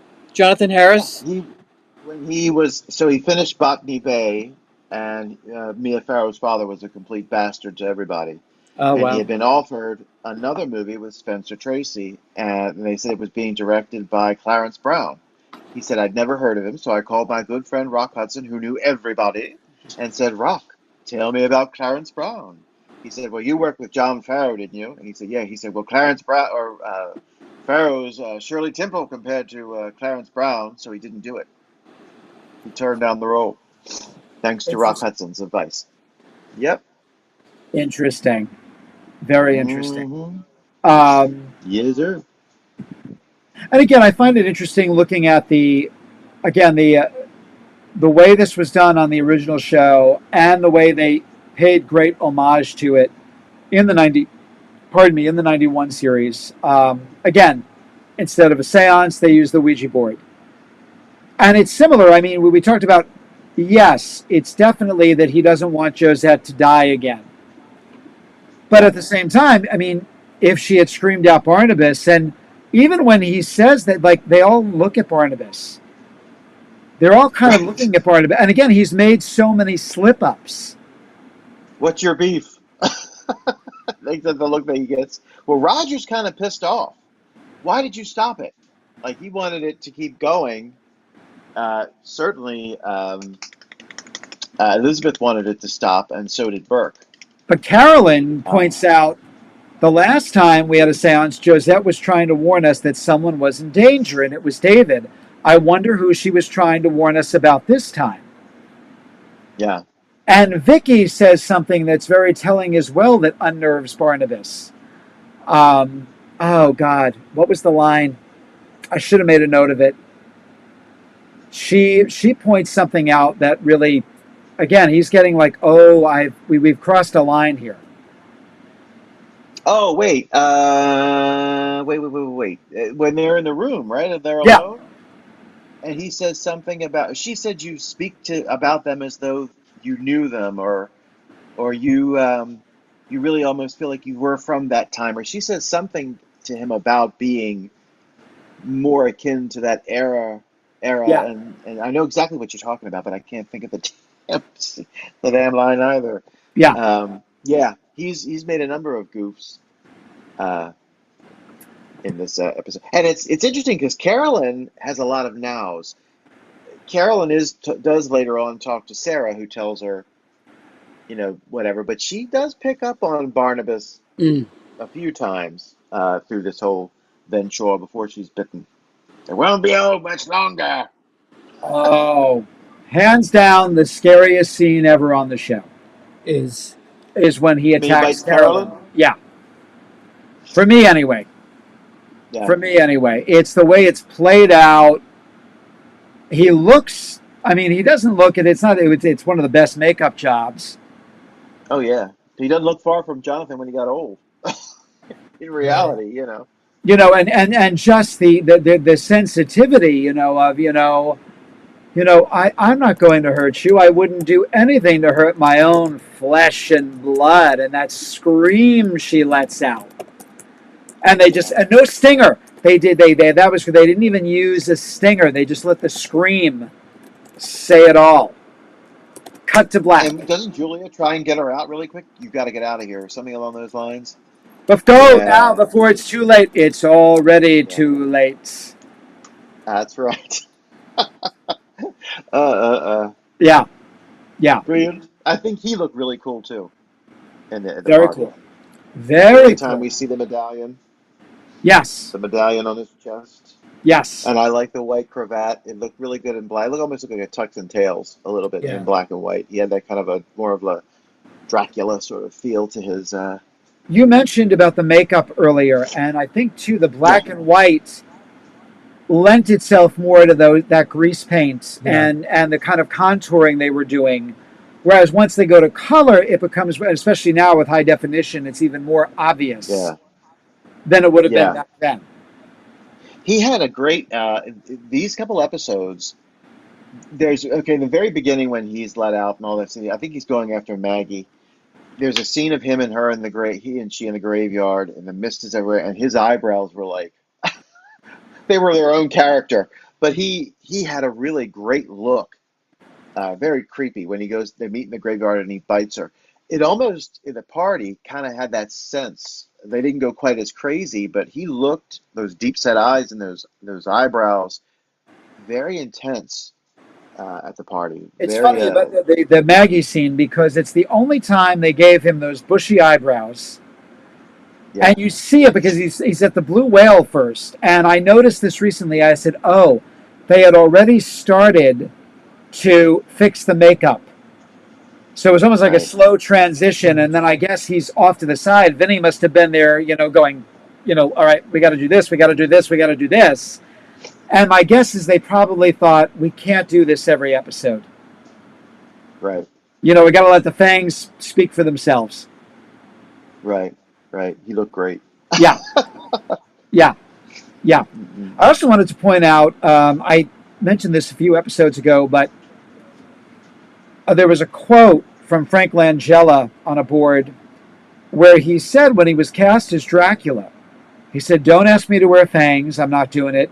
I will not use blood capsules. I will not use contact lenses. I want to make him romantic.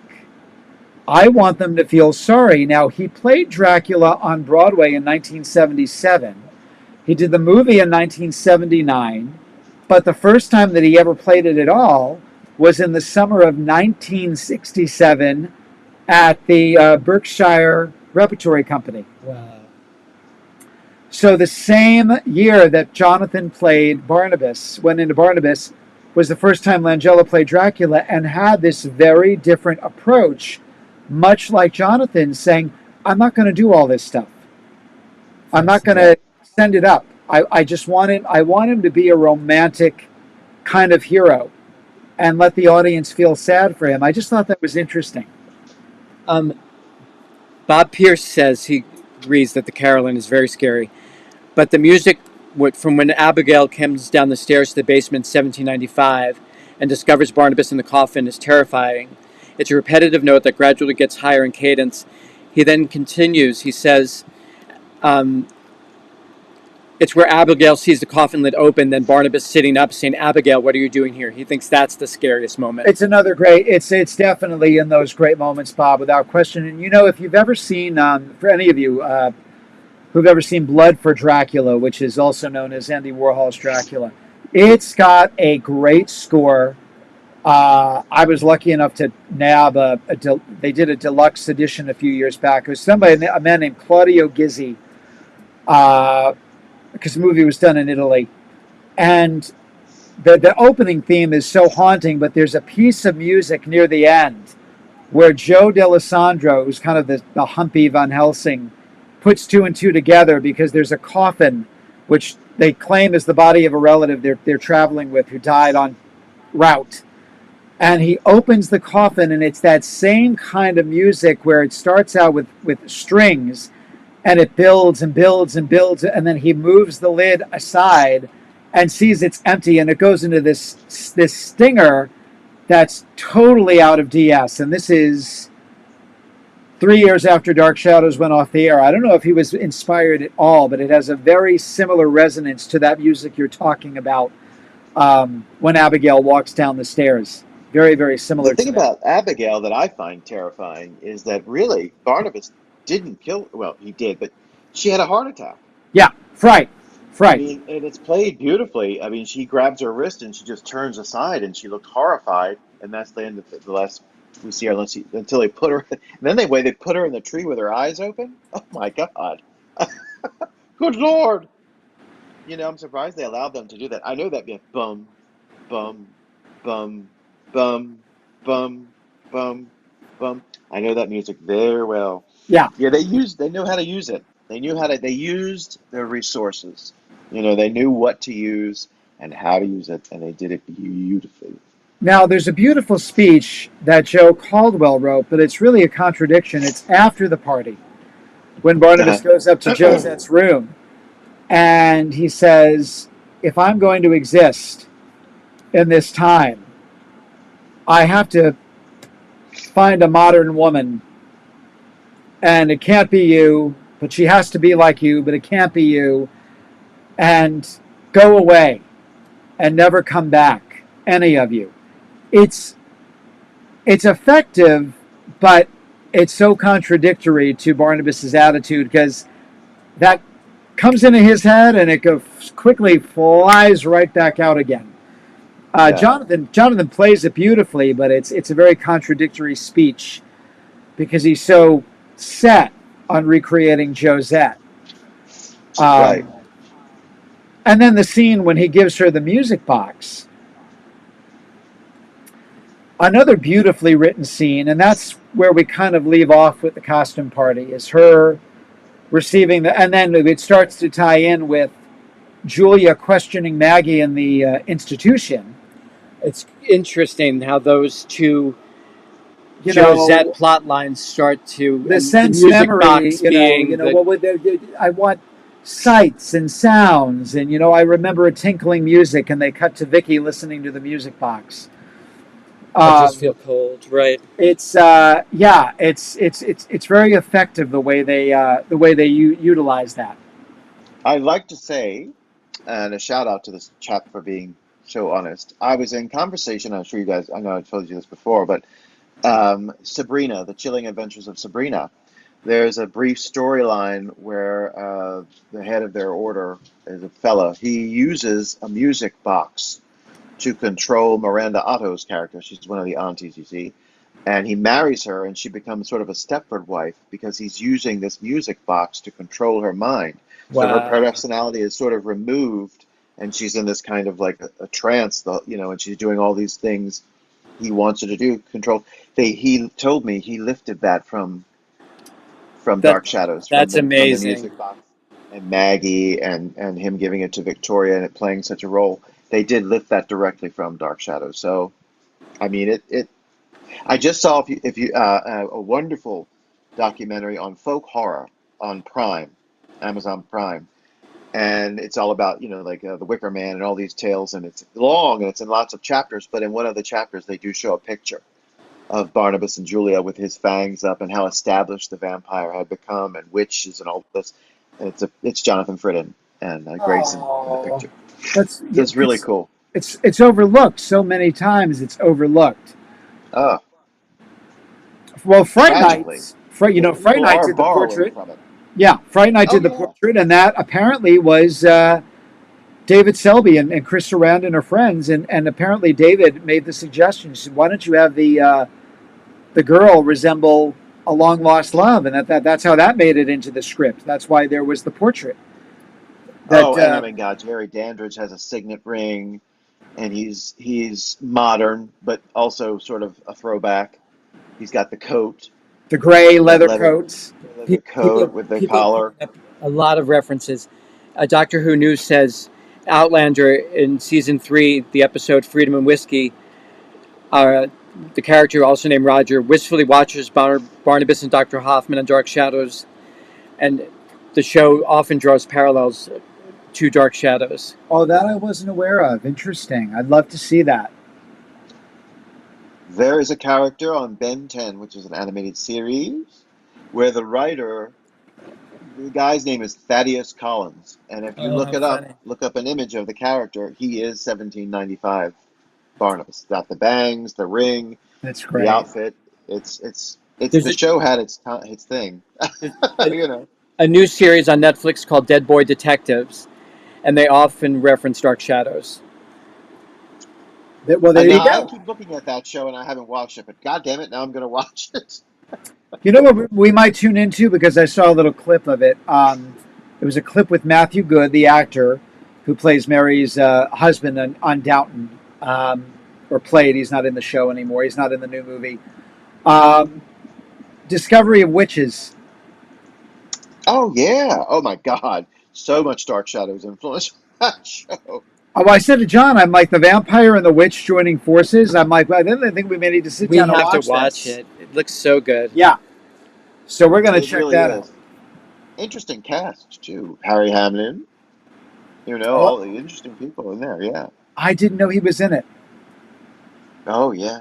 And it's a lot of you feel a lot of Angelique uh in the background of this, which is I think you feel a lot of and it makes me really sad because she didn't I they don't give her credit either, and I think she changed more than any well maybe Elizabeth Montgomery, but she changed the image of the witch in huge ass ways, and she We didn't get the we need credit to for do it. a whole episode devoted to this because I can't even keep up with all of the comments people are putting around where Oh, wait, Dark now Shadows wait. referenced. Bob, what did Bob just say?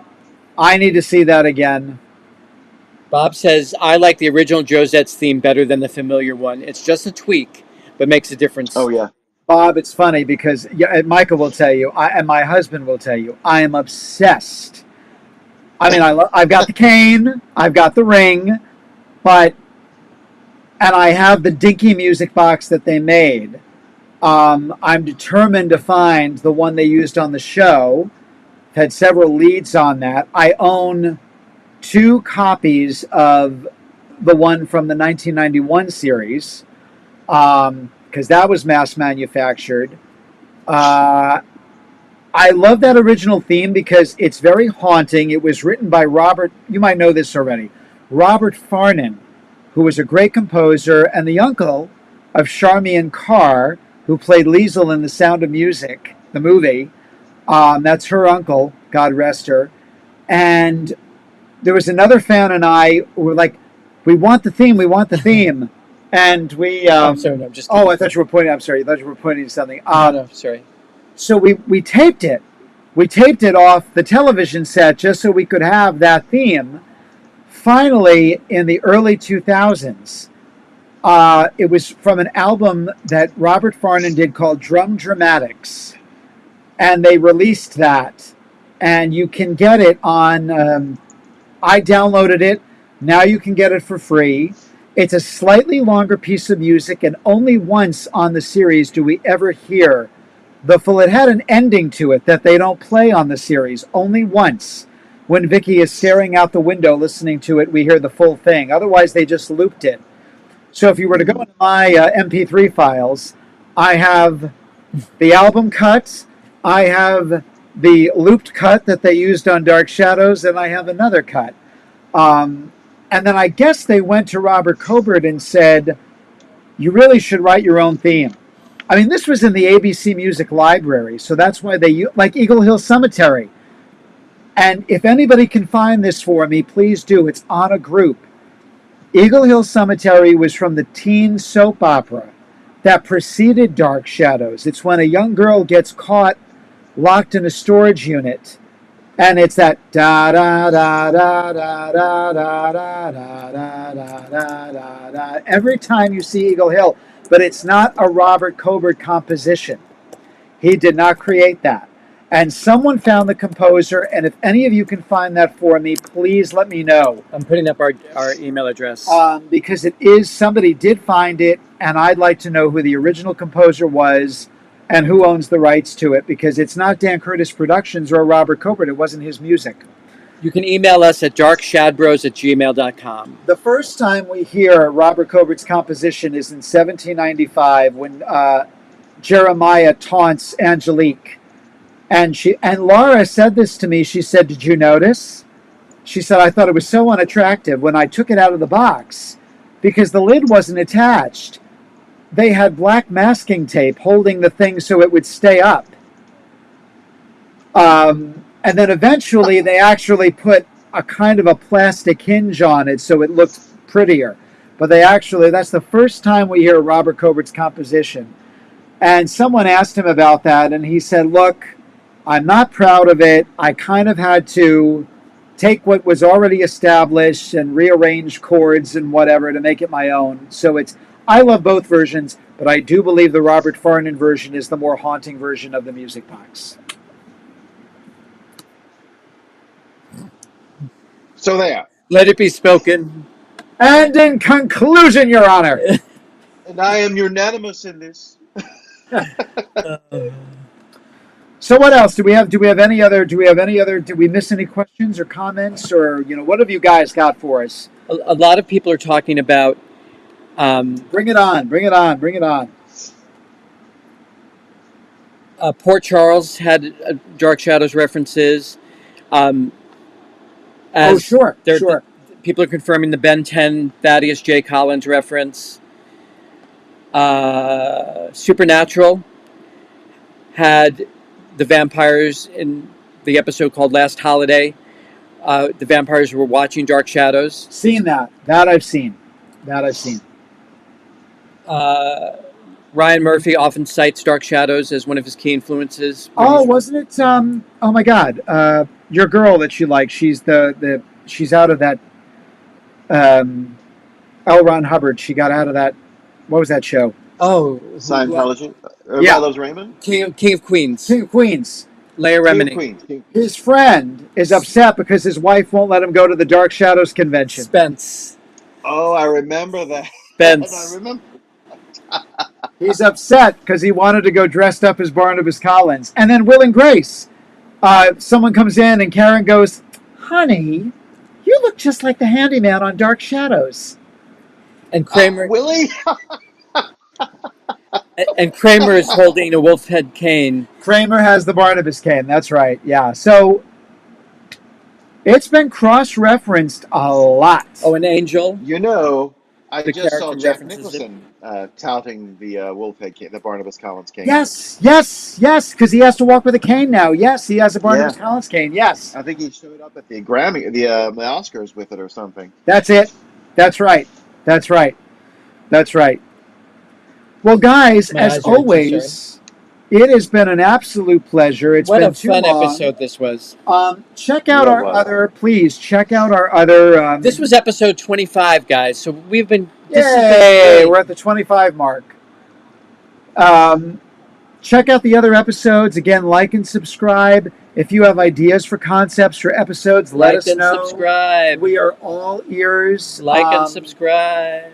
Also, please check out Michael's independent flick, The Dabbler, on YouTube. Check that out. Are you working on the next segment? You're working on the next segment. There are some Easter eggs for Dark Shadows. Well, in the first I promise. one, I mean, there were things out there. I was like, oh my god, oh my god, oh my god. We won't give it away. No, we won't give it away. So check that out on YouTube. Check that out, and let's see what else is coming down the pike. We're all available for hire, all three of us. We are indeed. You want Dr. Smith from Lost in Space, Judy Garland, B. Arthur, a plethora of people. And John and I have some other little things we're cooking up, but we're not at liberty to say what they are at the moment. Not until the ink is dry, we'll keep that.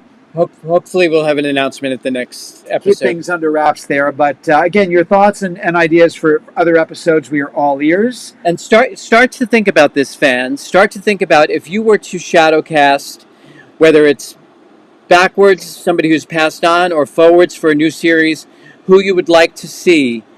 We're going to do a whole episode on shadowcasting the series.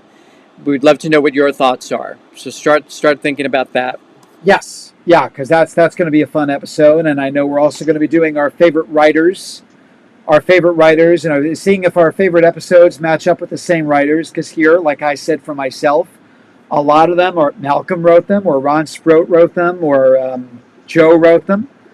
So that's another one we're going to be tackling. So lots of fun stuff. Funny that you say that, because I quickly wrote those names down when I watched those episodes. I was like, "Who wrote these?" Yeah, I would have wrote those. They're my boys. Yeah, totally.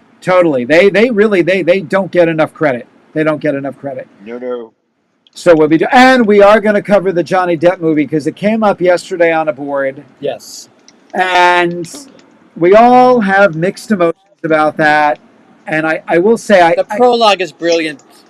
But I just in quick, I think that people are mean to Johnny Depp because I do think he was trying to pay homage to Jonathan. Without the ridiculous, forget the makeup. I do believe he was trying to pay an homage to Jonathan. So I will say that. So, as ever and always, thank you, Michael Panzerato, for being here with us. Oh, thank you, guys. It's always a pleasure. Tonight, Barnabas had a party, but so did we. Exactly. We did. Oh, we I absolutely love that. did. This was a lot of fun, guys. And Dr. John Mack, who makes it all happen with all of this stuff, Yes, and sir. from myself. Everyone, now go curl up, take out your coffin box set, go on to Dark Shadows Fans Unite, Tubi, and stay in the shadows. And we will see you soon.